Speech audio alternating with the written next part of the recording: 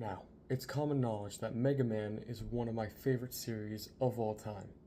And while I'm not particularly good at any of the games, there's one way to make one of my favorite parts of the games easier, this being the bosses, also known as Mavericks. Also, I wanted to say thank you to Flaming Mercury 5 for the idea for this video.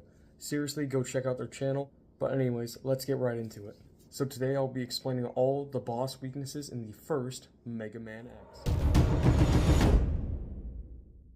Starting off with a personal favorite of mine, Chill Penguin is weak to Fire Wave, Flame Mammoth's weapon, and the X-Buster. While playing, this is typically the first boss you'll encounter, and it's a solid one to start on. Also, beating him will actually affect other stages. I'll let you find out what that does later on. Next up, we got Storm Eagle. This pretty fly bird is known for his weapon, the Storm Tornado, and his primary weakness, Chameleon Sting. However, he is also weak to the X-Buster, so this could be another starting stage for you as well. Personally, he's my second favorite, mainly because I love his boss fight. He's got a unique flow to him, and the music is stellar in this stage. On to Flame Mammoth, arguably one of the coolest bosses in the game. Flame Mammoth is weak to Storm Eagle's weapon, the Storm Tornado, and has no other weaknesses. It's my personal advice to clear Storm Eagle before heading to his stage. However, it is not too difficult to beat it using only the X-Buster. Coming up next, we got Spark Mandrill, who wields Electric Spark. His primary weakness is Chill Penguin's Shotgun Ice. This might be because you don't want something electric to heat up too much or else it will explode.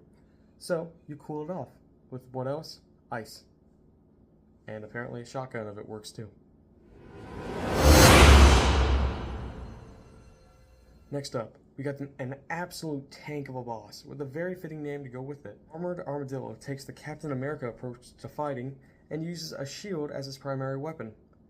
He's weak to Electric Spark, and this must be because his body is covered in electricity, and this would sort of short out his circuits. This one is pretty difficult, so I'd advise going to Spark Mandrill before heading to it.